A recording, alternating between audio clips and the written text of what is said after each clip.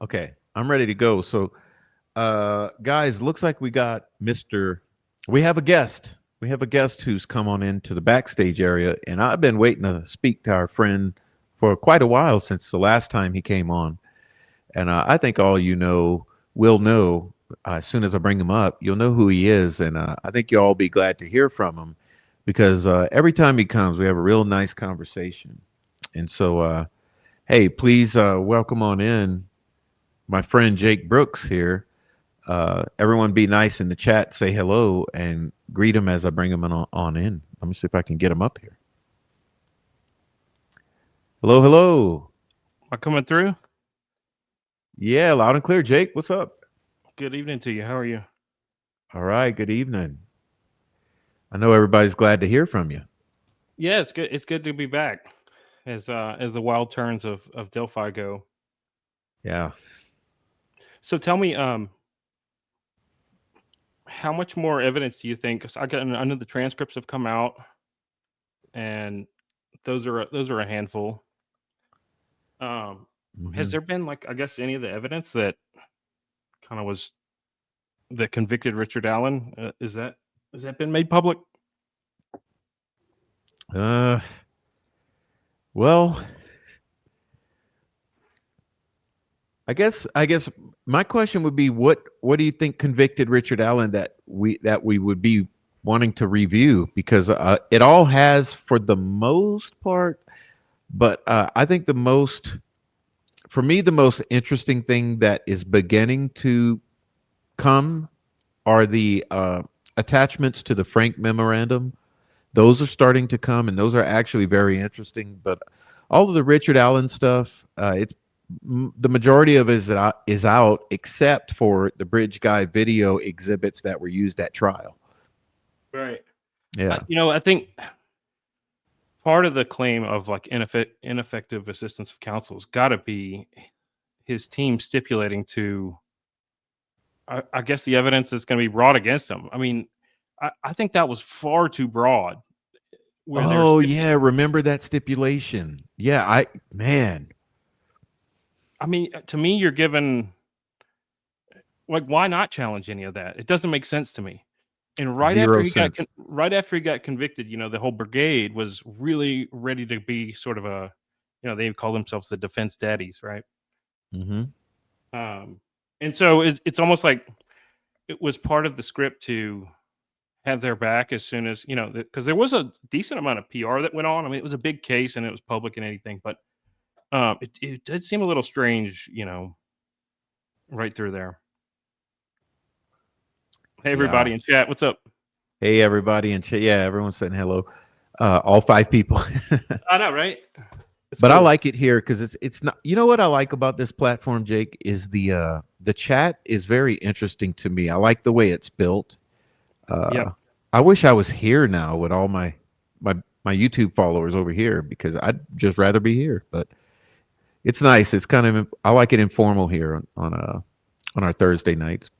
But Yeah. yeah, I agree with you. I put that thing up several times, and actually, I keep it backstage here. It's ready to go because I can upload about 10 documents at a time and just leave them because that document, I agree with you. It's really, I just wonder what the hell those attorneys were thinking. It's like, So are if you the guys, judge is not going to allow you to have third party people or evidence, right? And what she said was the reason why you can't have these third party people is because there was no nexus, right? They said there's no nexus. Well, what would be nexus? In her mind, it would be DNA. Well, then why are we holding proceedings against Richard Howland? Because from what I saw, they had a million different ways that they tested this and not a single piece they could connect to him. yeah, all that hair that was collected on those bodies and near the bodies, all those hairs, Lots of hairs, lots of all, different hairs, lots of different kind of types of hairs. You had hairs that were had roots, you had some that did not. But mhm. what was interesting is that they tested that just 2 weeks before the trial started. Yeah, well, I don't know how much at liberty I am to say. This is a little hairy. Okay, okay. We don't have But no, no, but I do kind of want to say this because this whole concept of Kelsey's hair, uh, it's a misrepresentation that that hair was not identified as Kelsey's until that point. We now know that that hair was identified long before as belonging to Kelsey, and the prosecution didn't want that revealed. Oh wow. And so when it was identified again at the direction or the compelling of the defense, then it became a thing. But I don't know, Silence Woman, you spill it. But no, but aside from Kelsey's, all of that hair, there's technology to look into DNA that is partial and fragmented and all of that, and all of the other DNA all over the bodies and the Absolutely. clothing. But specifically on the hair, right? So there was testing that you could have done that was not going to damage, the underlying piece. And I'm quite skeptical about all of the inconclusive DNA that they had. I mean, she said that she spent what, almost like a year and a half or something on all of this.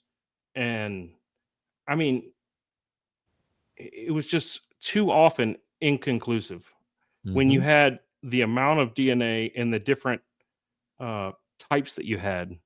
Um, and one of the things that bothered me too is that they found profile female one and female three over and over again, and they would stop investigating at the point where it was a female. Oh, we had evidence or we had direction. Okay. And when they say that it's inconclusive, part of the reason why it was inconclusive, and they structured this in a way to sort of not reveal this, is that they gave them no samples, including Richard Allen's, to compare it against, as far as the hair goes. So they wouldn't give. They didn't want any. They didn't want to give any samples. So of course you're not going to find any confirmations from the hair if you ever actually compare it against anything. Hmm. True. Um, so that was one thing, and then I guess one of the other things that bothered me about with, I guess it was, I don't know how to say her last name, but Bozon Vinsky, the Stacy. DNA. Yeah. Stacy, Hmm. okay. I thought it was strange. I thought it was strange that there was an ISP employee that came back on one of the pieces, and Remember? Yeah. Hmm. she spent a lot of time talking about how she had the lab secured. She spent a lot of time on no one else gets to touch any of this. She she spent a lot of time really talking about no, there was no one else that made this, and you know, okay, but the profile that would have come back from CODIS would be from the testimony is that it could be someone who's in CSI Hmm. for the United State Police.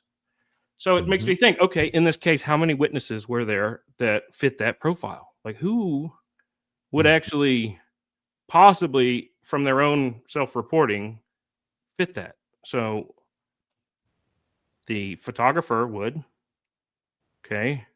Hmm. The um there are people that were former ISP that are no longer ISP that were witnesses in this case. Hmm. Okay.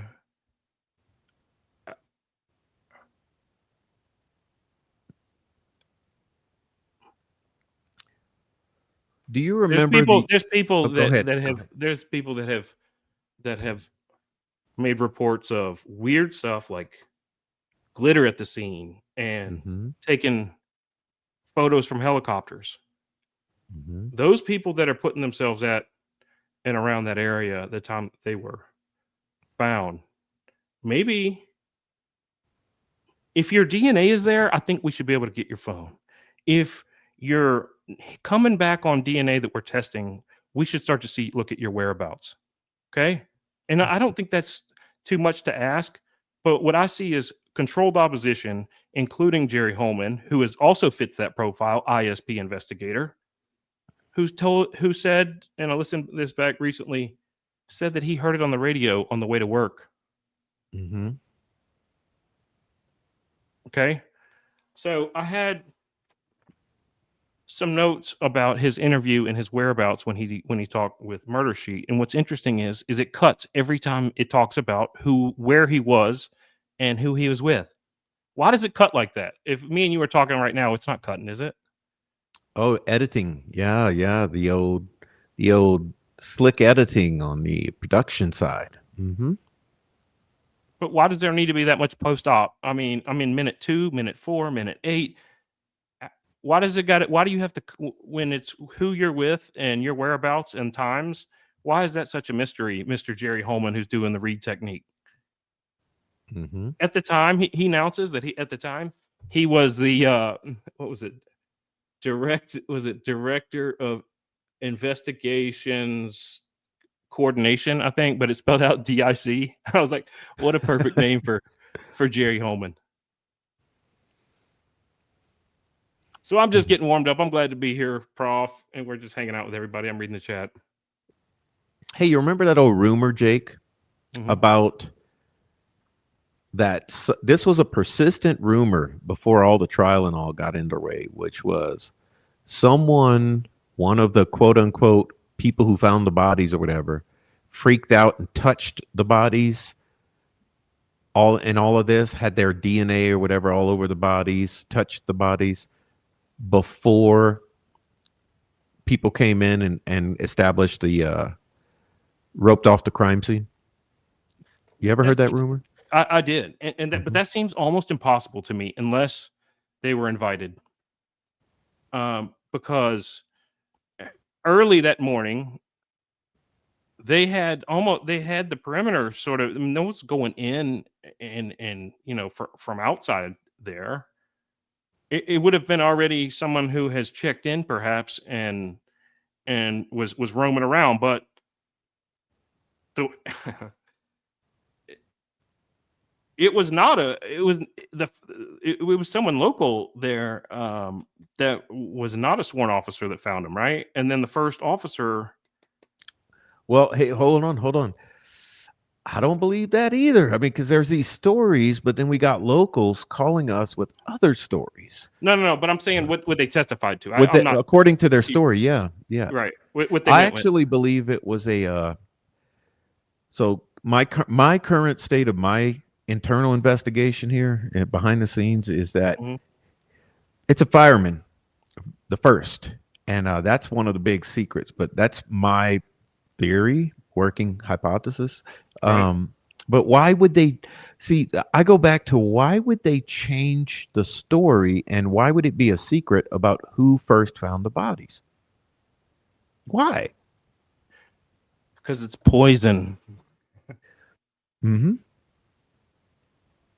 So you need to strategically place that. You needed to have a little bit of a story together before they get found to get that. Otherwise, you got some explaining to do. There's other anomalies too. Like there are people who say that are there. Okay, there are people describing the crime scene in a different way than we saw in the leaked crime scene photos and the crime scene photos that were described as being seen in court. So I'm wondering that with that too, like, wait, was a crime scene found? So again, going back to my hypothesis, is it okay? The crime scene is found earlier and in a different state, and then it's somehow slightly manipulated, and then it's the time is pushed back, and the story and the photography is different than that. And this is starting to be what's leaking out of the community. Right. And yeah, I agree. This is the big questions. Like you said, fruit of the poisonous tree, so to speak, in a way. It certainly seems like at least somebody on that side had to have a heads up, or at least look the other way. I mean, I'm not so ready to cast the stone and say for sure, but one of the reasons why that might be is they weren't together.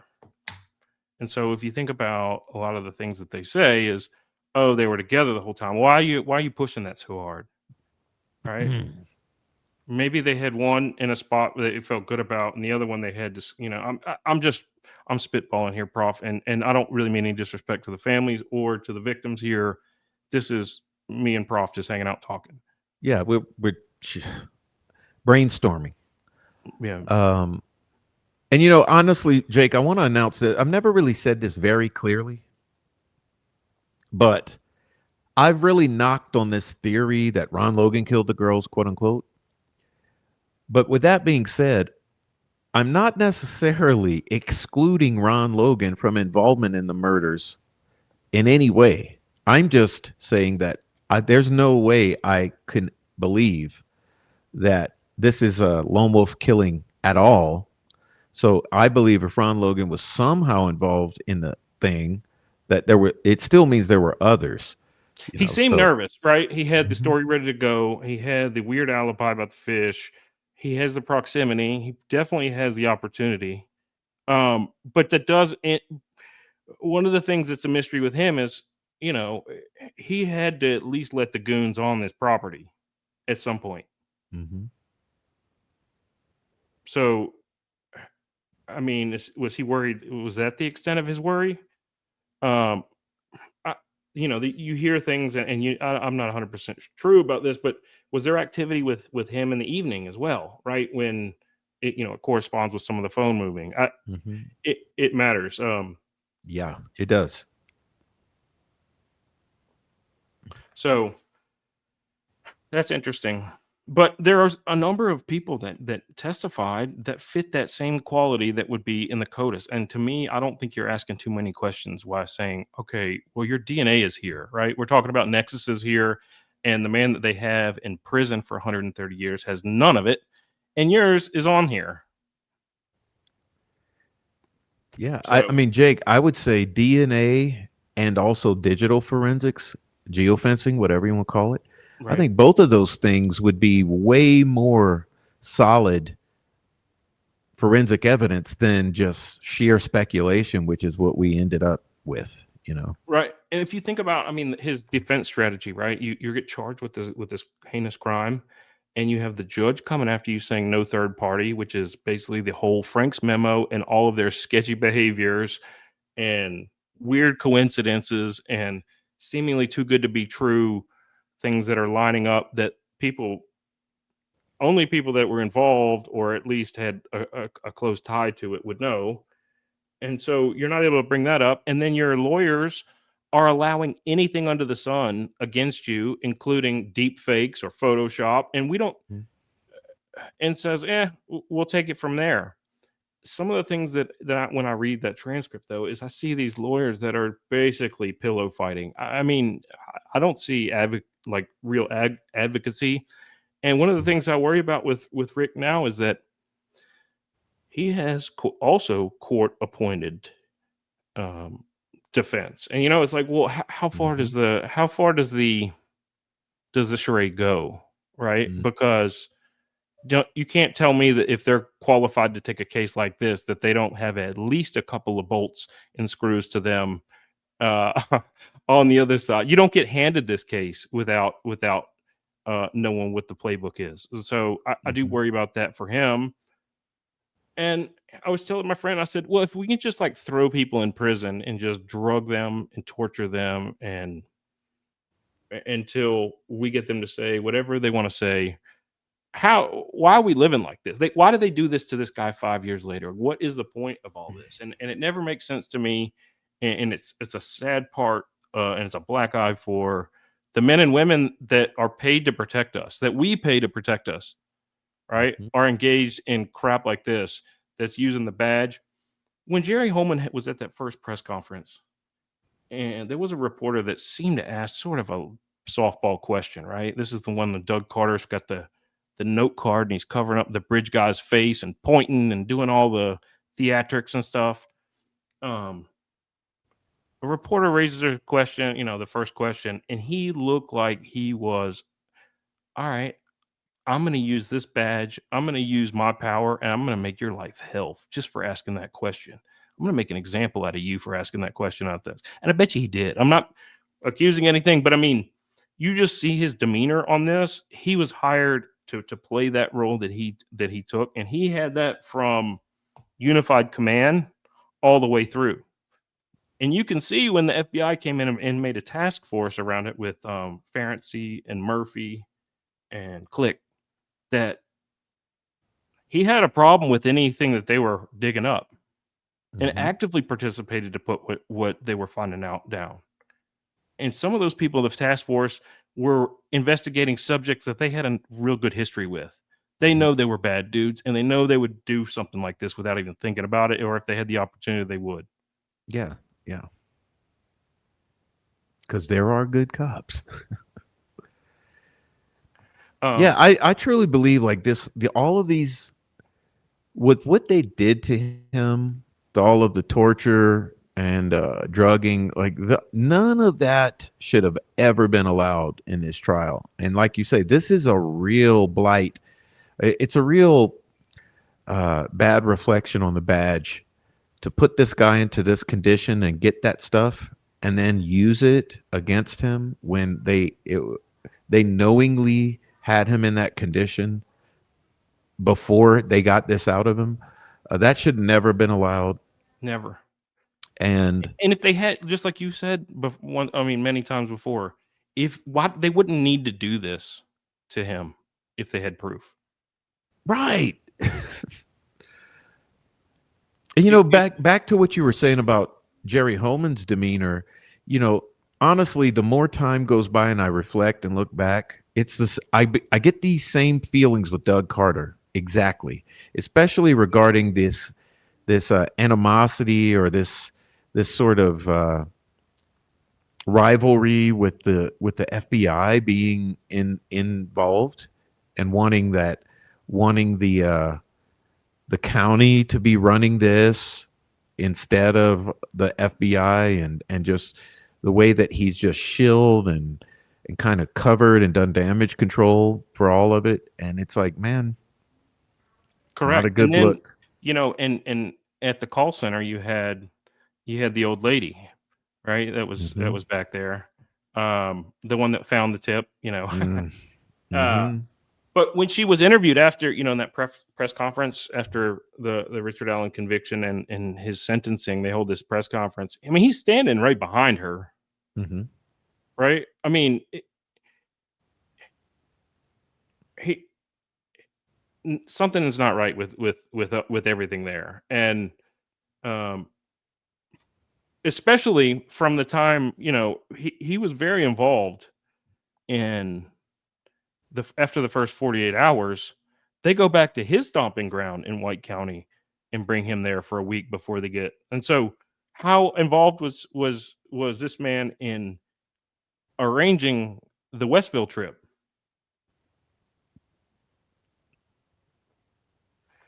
So, um, there are a number of shady individuals here. There's a bunch of weird stuff that occurs. But one of the things that you see, and I don't know that everyone catches this, right, is that one thing I'm a little bit sick of with this case is um, the amount of information that gets put out with unwarranted assumptions, right? So if we talk about who might have been at the bridge that day, you start to, in your back of your mind, you start to think that something happened at the bridge that day, right? And so if you never even question that part of it, and you just go hard in the paint about there might have been a car, there might have been footage, there might have been, then you can kind of feed into it subconsciously into that the altercation happened there. Mm-hmm. And so that's all the public's really been ever been told.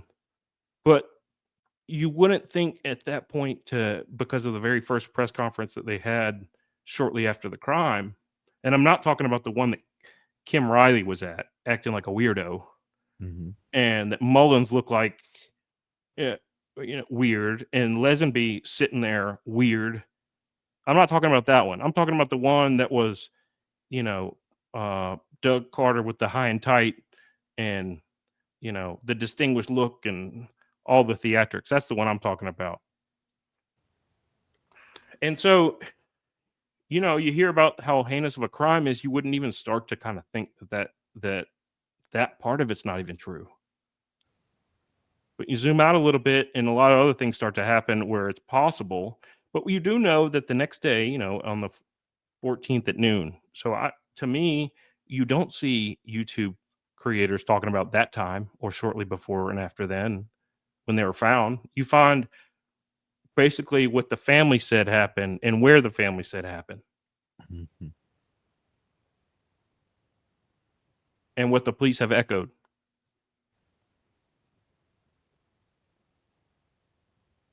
Yeah, that's part of the problem I have with this a whole group of people positioning themselves to argue this case, but only arguing within the parameters of what the state, the family, and this entire trial presents as the happenings.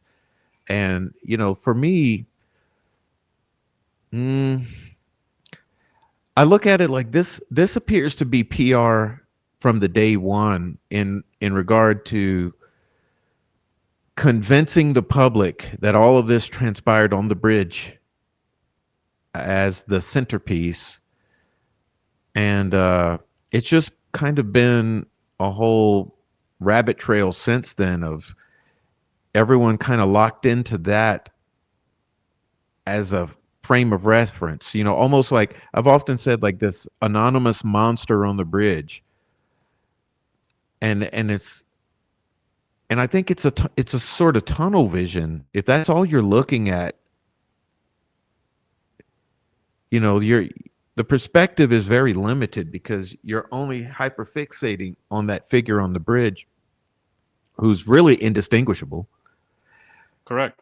And then this bridge, and like you say, that there's not much that makes sense about all of this digital stuff, like the photography, the footage, and then all of the narratives around it and all the contradictions.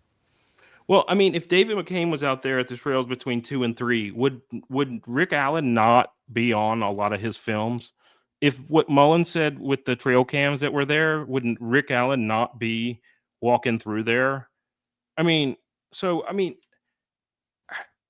it doesn't make sense for what they're saying. I mean, and to have all of that evidence just magically gone, including the Hoosier Harvest Store video, the Marathon gas station video. Hmm. Like, this is a lot of effort to make sure the signals are mixed that day. Yeah. And there's another thing you just triggered in my memory that I want to bring up just as an aside, because there's something that I notice that everyone tends to forget, and maybe a lot of people haven't put this together yet. But this is confirmed by Tobe Lesenby and Hannah Shakespeare, okay? And that is this, that initially the whole thing was that this alleged bridge guy figure exited back through the main trail where they say he came in, exiting through towards the Freedom Bridge. And the witness for that was Daniel Pearson. Now, question I have is, why on earth would you suddenly produce Sarah Carbaugh with an entire different exit strategy in your hypothetical theory? So their working theory being that he left up that trail from Ron Logan's up back to the main trail out to Freedom Bridge, and it's Daniel Pearson who witnesses that individual leaving, and you change that story to no, he left through 300 and Sarah Carbaugh is now the witness. And when that's a major change in the narrative of the working flow of this crime that people seem to forget, or maybe a lot never caught on. But when Hannah was building that documentary in her interview with Tobe, that's what was said, and it just never made it. It didn't. It ended up on the cutting room floor. It's Yeah, major. major. And he must have reason to have that set of facts in his mind and it public for that period of time. But when they circled around Richard Allen, there was a lot of things that changed. Like the time he was there. Um, in the first interview with Holman, he sort of with the read technique is sort of assuming facts that are not true, and then then you're hammering home on this, and you're not even asking about the first part of it. But he's like, you're there, and he's extending the time out till later in the afternoon. But the bottom line is, from where they found him, there wasn't searching going on there then. And these people are saying they searched all night until 2:30, and then it picked back up in the next morning. I don't I don't see how you miss it, and so Mm-mm. that's the strange part. Is that you have all of these guys that are trained to be out there. They know how to do it in the water. They know how to do it in the wilderness. They know how. I mean, they're badass. Like those people are. They know what they're doing. Actual searchers, actual search and rescue. Yeah. They can cover ground. They can get you out of spots. That. And we need them, but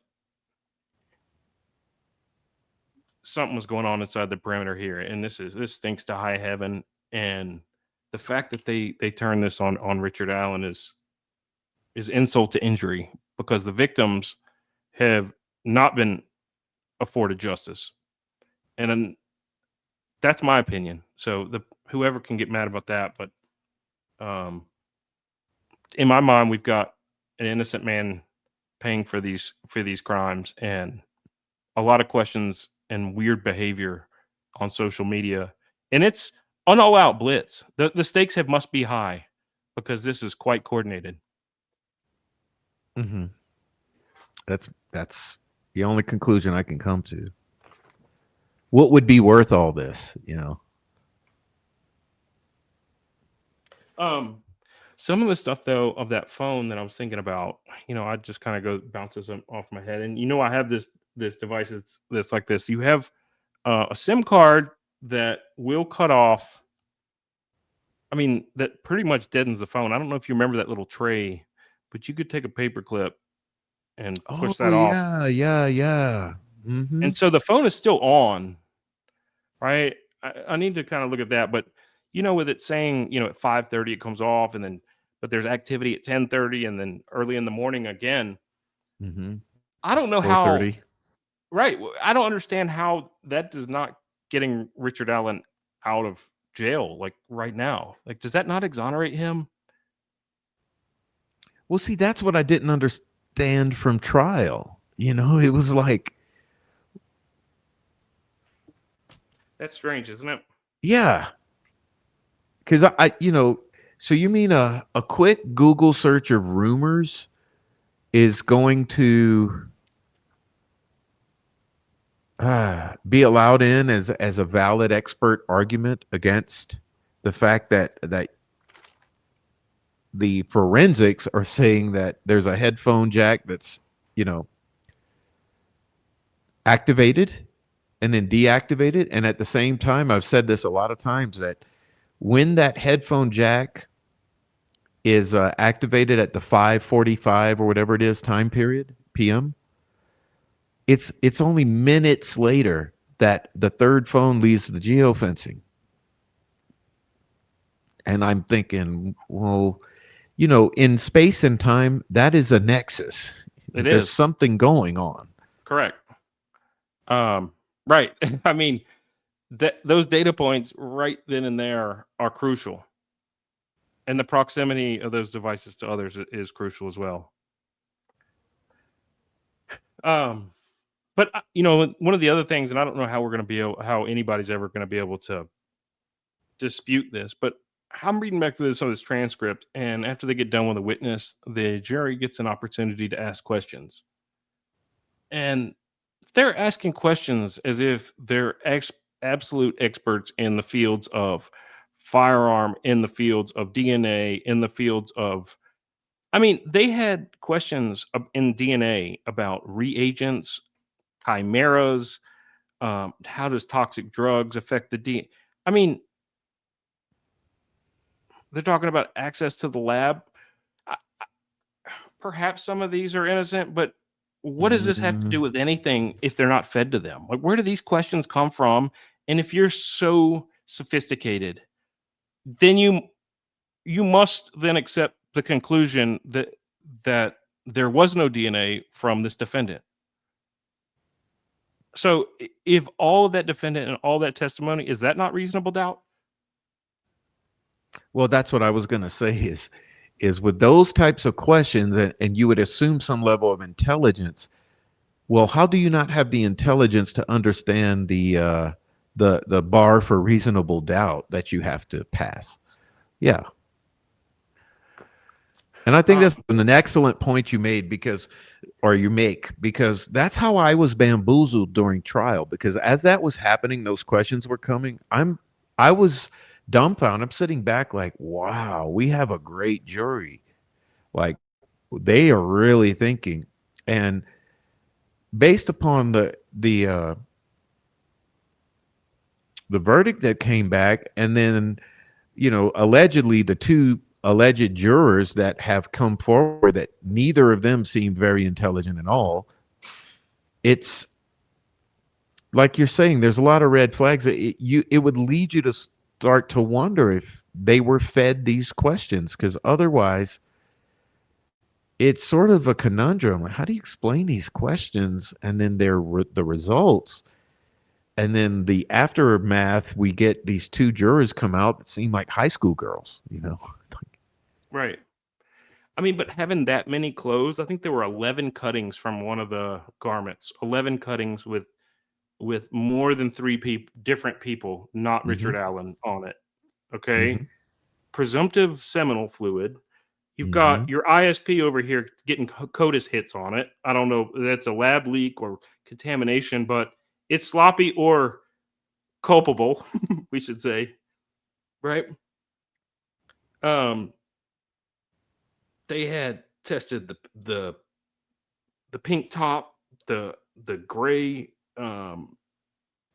bra, the black bra, the jeans. s- I mean, the shoes. Nothing from, and these are right next to where the wounds are, and he doesn't have any of his DNA there. A really messy crime scene.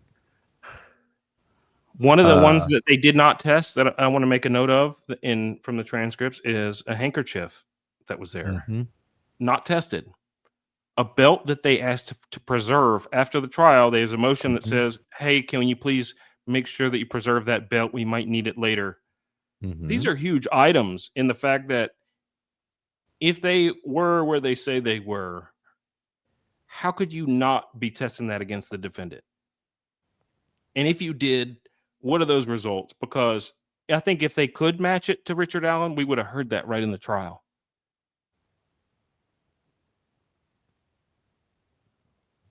So, um, then they're asking about, well, does the dirt hurt the DNA of the bullet? The bullet is such a the that whole part of it was so goofy to me because Jason Page was the CS photographer. He testified he did not take any images of the bullet. Why would that be? Why would you not take a picture of the bullet? That's Was not it there? protocol, is it? Isn't Was there it some there? standard protocol revolving around evidence collection? He's the photographer for the ISP that showed up that day. Testifies, I didn't take a picture of the bullet. Okay, well, where did that's a problem, right? Um,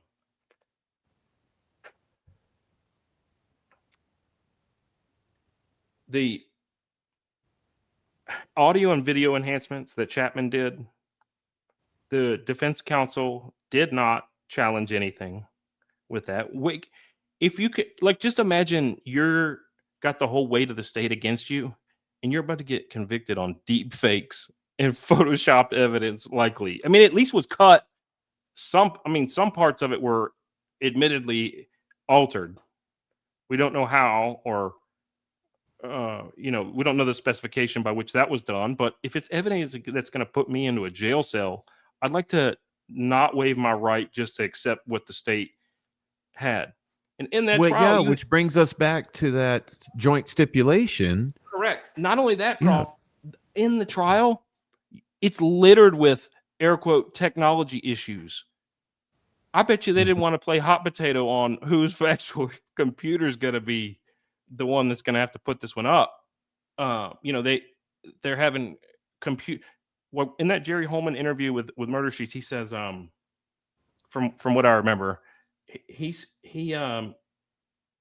pointed out technology is great when it works.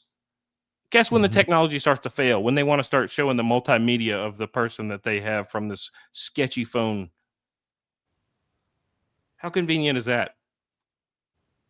Yeah, it's just as convenient as was it Mullen who just happened to destroy 70 days of hard drive interviews from all the first 70 day or for the first 6 months, all 70 days from within the first 6 months. Like what? So listen to this. This was Exhibit 5. This is early in the trial. There was a map of the area. Supposedly, the tech wasn't working for the map on Exhibit 5, so they handed photocopies. Now, what does that accomplish? The people in the gallery don't get to see what's real, the Mm, evidence against them. They can put whatever they want and depict on that photocopy. We don't get to see that. So, Exhibit 5 from the map, tech not working. They hand out photocopies instead from in the trial. Right? How do we know what's on those pages? Did they publish that? Um, Exhibit 7 was a mark map. They hand that out as a handout. The drone footage that they have was not from the same year or season.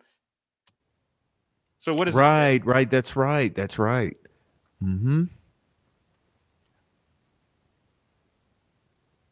so to me this is sleight of hand. This is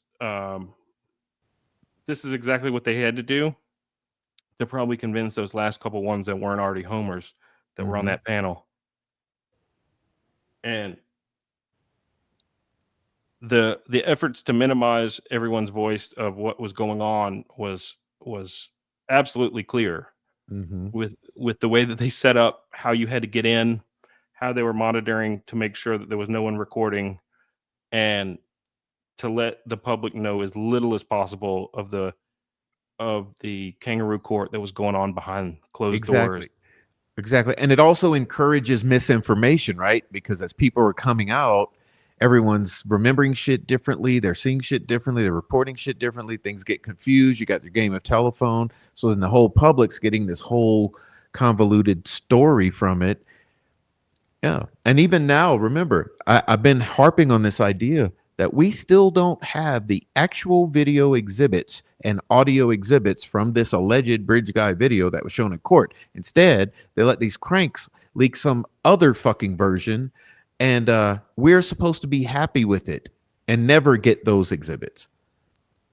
But the Which damage for me, it's like, you go to some of those links though, and there's a couple of them that are out there. There's 960,000 views of that. Like those burned in memories are not coming out of other ever like the general public's memory. mm-mm, And that to me is like once you see like on the Charlie Kirk the guy running across the top of the roof, you assume that there's some foul play involved, right? mhm. You, you don't whether that's legit or not, and that's probably a bad example, but like you're not walking that back from the kind of the core thought of a starting point for um, you know the That's a fact of what happened. great point. Hmm. And so I think Richard Allen's attorneys need to raise that though. Is I think that's ineffective. Number one, that his lawyer stipulated to that. Um, and it's alarming for some of the statements that his counsel said afterwards, right? They make this PR tour to some of the folks that went to the trial quite a bit. And I hear one of his lawyers say that the video they played in court and the video that they had in discovery wasn't that different.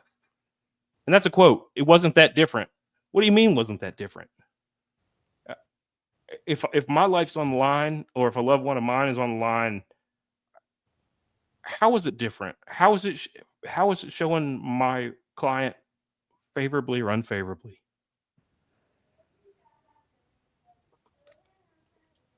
And so some of the actions that his defense attorneys and strategy, I don't think it was effective. And they were paid a lot of money.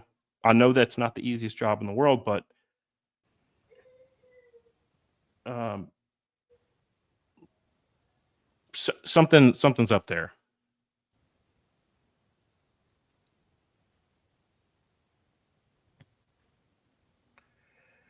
I hope that he gets a new trial, and Prof, like you, I do hope that the folks in Frank's memo, and that the new regime that has taken over wants to take a look at this, because it is probably the biggest miscarriage of justice that I think I've ever seen in my lifetime. Not only not finding the victims of the two girls, but also what they did to Richard Allen afterwards, 5 years later. Um, I mean, yeah, they Guantanamo Bayed his ass. I mean, and anyone who says not, you don't know. Like, you need to go filthy. reflect. Yeah, this is not the way it's supposed to be. I mean, like you said, it's a smear on this justice system. It really makes it look no better than any other place. But the rulings that the court and that the high court and the land have made are almost empowering these people's ridiculous behaviors. Yeah, I think Mhm. it's adding fuel to the fire. They can't stop me. I got the judge. You even saw that in some of the behavior of these police officers who were threatening, "Well, I'll lock you up tonight." Like, even including some of his lawyers that were trying to throw him in jail. I got Judge Gold in my back pocket. You're going to be held in contempt, and this is like martial law. Yeah, and another point that I just remembered, and it's just so many to always remember, but remember during that whole debacle, you got Libredo and Scrimmin are on, also appointed in a friendly manner by Judge Gull, and she offers them complete latitude to go ahead and have a Franks hearing, which is contrary to what she did before and after with Baldwin. It's like, well, when does that ever happen? Why should the who the attorney is matter in terms of what's allowed for the defendant? Because for me, the attorney is supposed to be basically a non-entity. The attorney is a surrogate or a sit-in for the defendant. It's just the defendant's stand-in who has the legal knowledge to properly argue. So why should it matter who's standing in those shoes when it comes to it? Because it's really, you should be offering Richard Allen or that defendant the opportunity to present a Frank's hearing or to argue what for whatever reason for a Frank's hearing. So why should it matter who's standing in those shoes of the attorney at that point in time? It's I could that it's really the cognitive dissonance because it's Well, you bring up the point of changing the lawyers, right? So she turns the video cameras on in a case that's been completely sealed, gag ordered to the nines, right? Mhm. I mean, liberally shutting down for this air quote sake of the investigation that they really didn't gain any ground on in 5 years. I mean, to gag it like this and then to get nothing after 50,000 tips. I mean, who they got Huey, Dewey, and Louie uh as these cops. And really they were just smacking down anybody who got near anything that was hot Mhm. and making life real tough for them. Um but you bring up his the attorney. So I think one of the sleight of hands that we probably should take a look at is, during that time, was there massive amounts of discovery that was over, whereby the prosecution say we did give it to Richard Allen. It wasn't really his defense, but did some of the bad stuff that maybe I mean, there was. You remember how there was discovery weirdo like anomalies where it was always seems to be. When the returnees were ripped off, they were ordered to bring back all of their case materials, all of their work product, and turn Mm. that into them. So now the state got to read all that.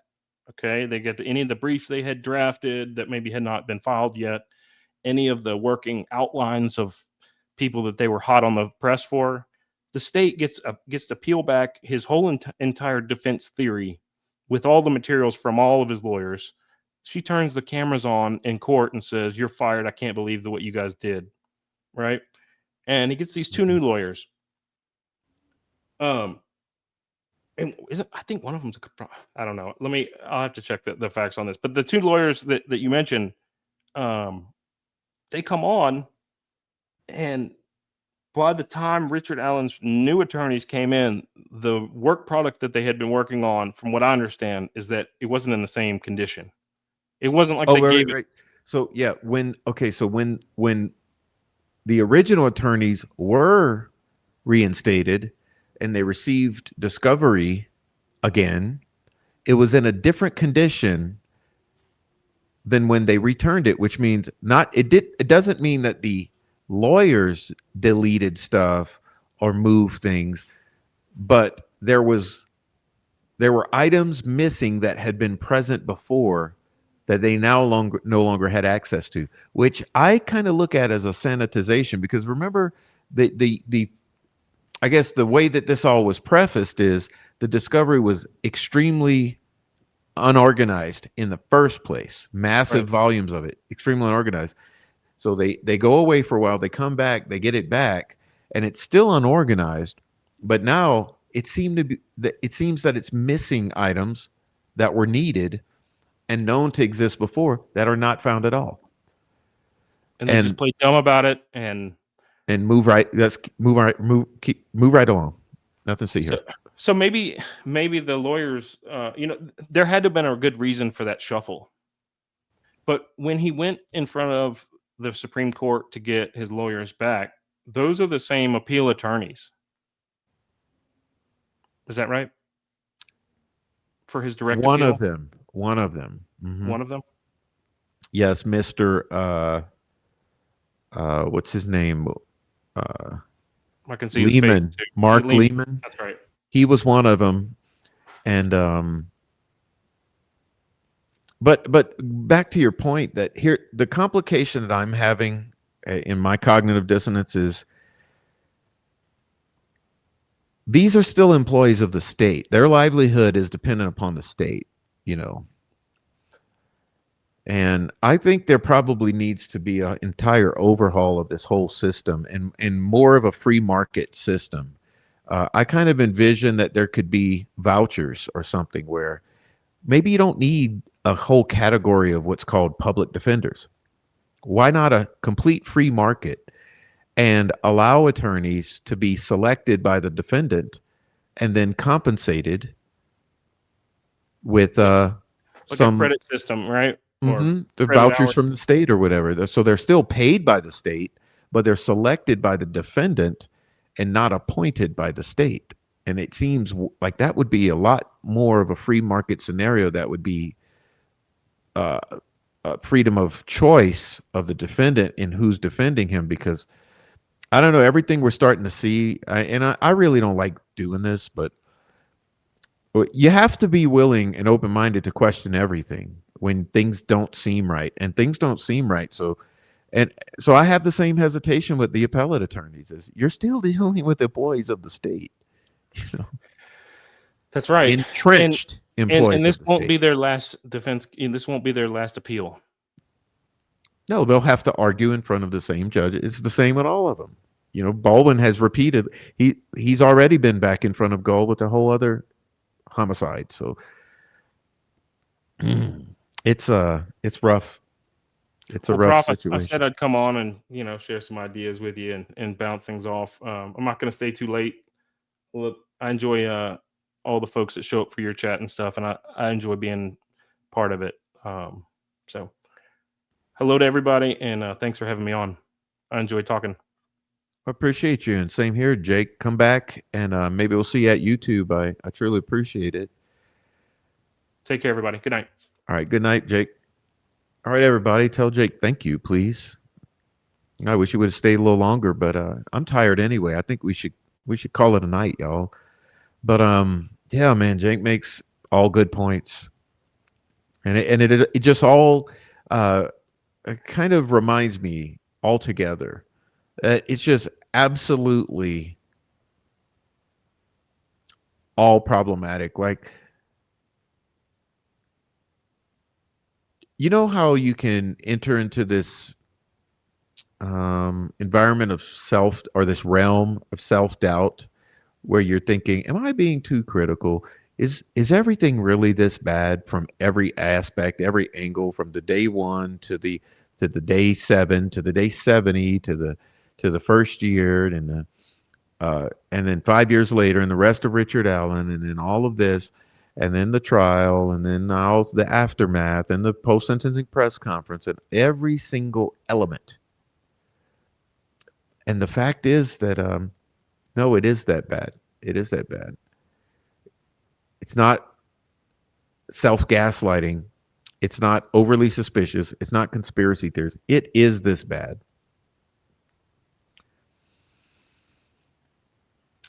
And as Jake said, this is why I returned to this concept of yes, okay. Of course, it would take a number of key individuals in key positions at certain nexus or power positions to accomplish something of this magnitude. Okay, of course. But it's possible if you have that. So it's not necessarily inconceivable. Now, it's also not a conspiracy theory because we've known it's happened before, which means it's possible that it can happen again. And it did. Which leads you to believe or question or wonder, if this is indeed what's taken place, what in the world would be worth doing all this? Because remember, it's just two young ladies, right? You got two young victims.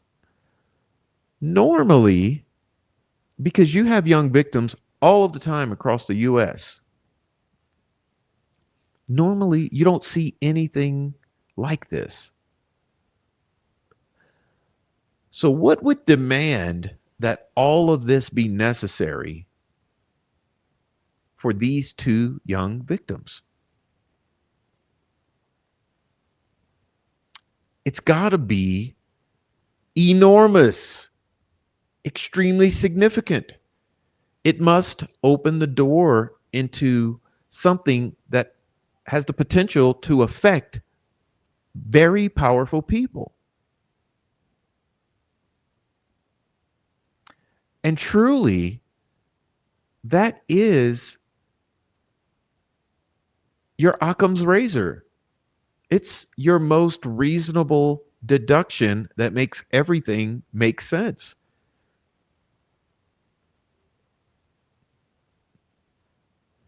Every lie, every contradiction, every look of suspicion, every anomaly, every gut feeling you have that people are behaving strangely.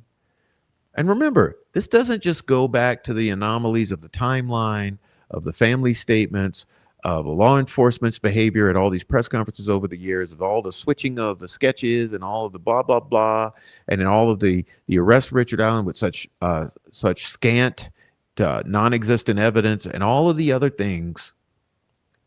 This also bleeds onto social media, which I've taken up as a mantle and a mission to show to you, since I've been the victim of a lot of the social media aspect of it.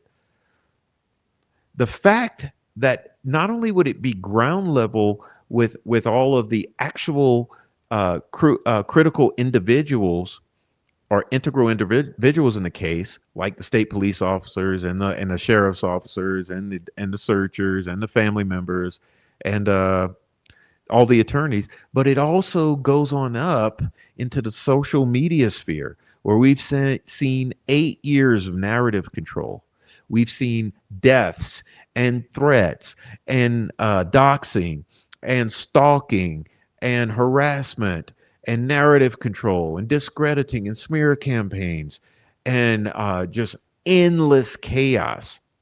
And people say, oh, don't do the drama. It's not drama.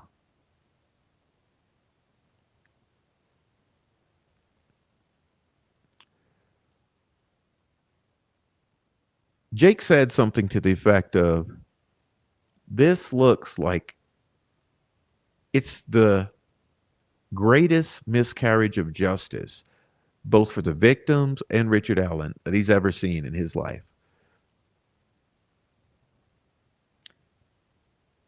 And, being somewhat on the inside of this whole conversation, I would have to agree. I don't know that I could really point to any greater miscarriage of justice on this scale. And as I mentioned, always think of all the victims in all of this, because it's not only Abby and Libby who's lost their lives. Okay? There are many who's lost their lives, and there's many who's lost their peace of mind and mental health and well-being. And now you have Richard Allen and his family caught up in it.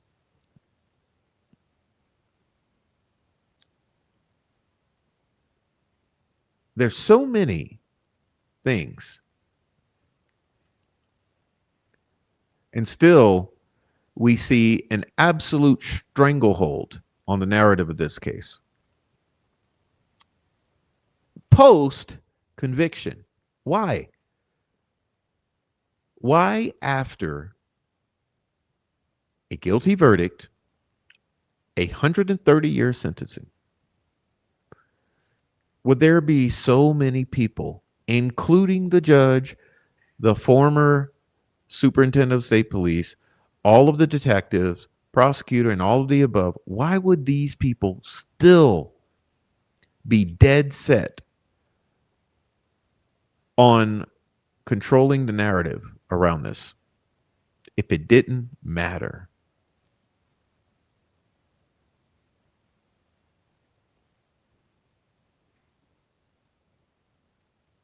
And I think that's where we should leave it tonight. It's some food for thought. And I'm really grateful to Jake for stopping by with some more food for thought. And I'm sure he'll be back. So, everybody in the chat, thank you so much for being here. Hey, get some people over here so we can get up to 50 subscribers. I would just love that. If you're new here, if you're just watching, if you happen to be on a replay or something like that, check out hitting that subscribe button. And also realize I have all of my social up in the channel description. So you can check me out everywhere you'd like to, support the channel in any way you'd like. And come find me on YouTube as well. Appreciate having you over there. I'm going to see now and say hello to everybody. Goodbye to everybody.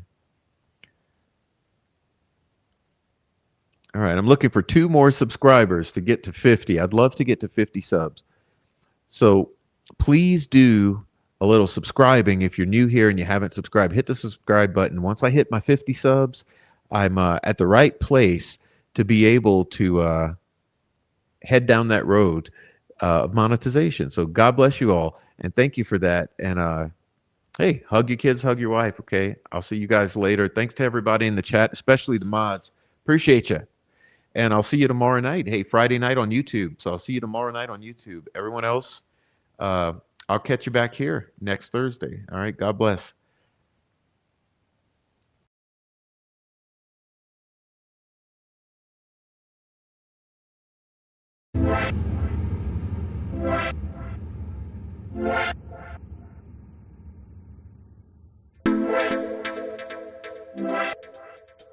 I'm legally blind.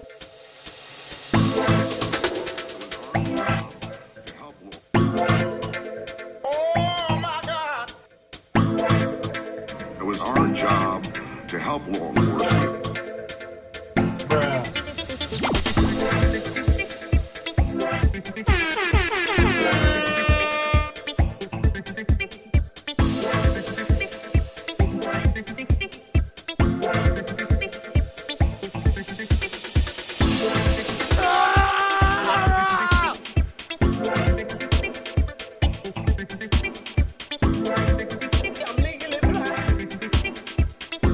It was our job to help law enforcement.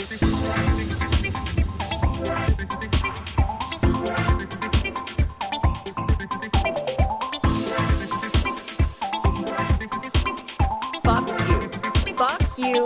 Fuck you. Prof is a fucking terrorist. A fucking pedophile, sympathizing fucking terrorist.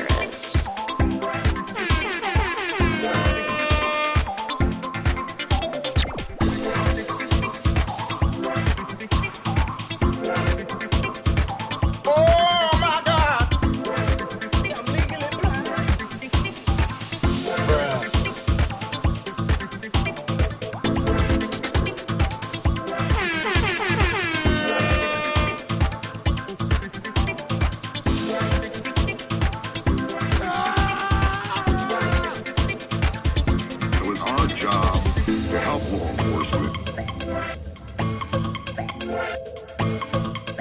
Prof is a fucking terrorist. It was our job to help law enforcement. It was our job to help law enforcement.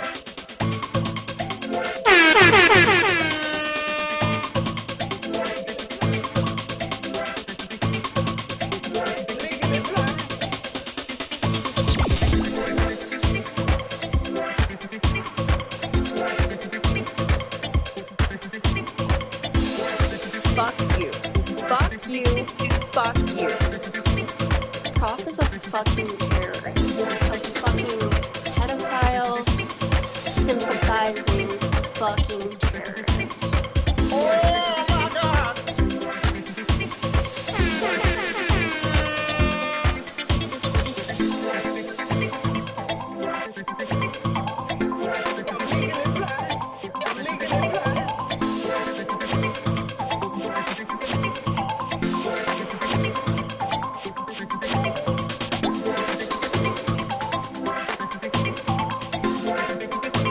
It was our job to help law enforcement.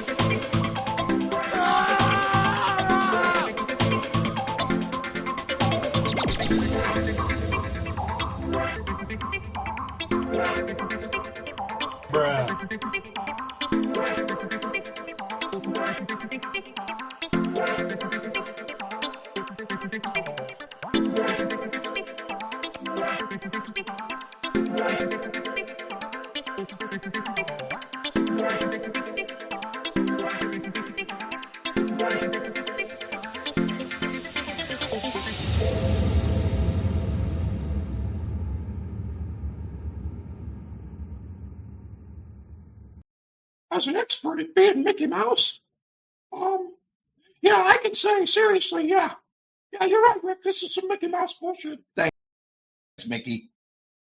Hey, how's Donald? He's still on the stuff.